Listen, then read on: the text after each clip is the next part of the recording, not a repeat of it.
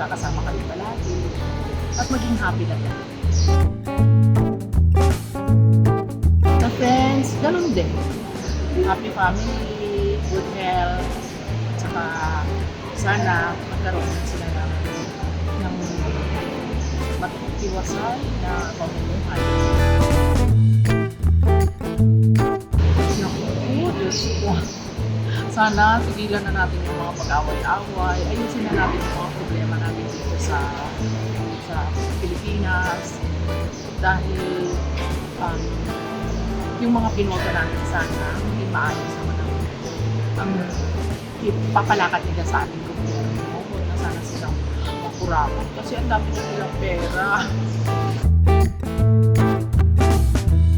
Sa world peace, sana wala nang gera-gera, matigil na sana yung mga away-away.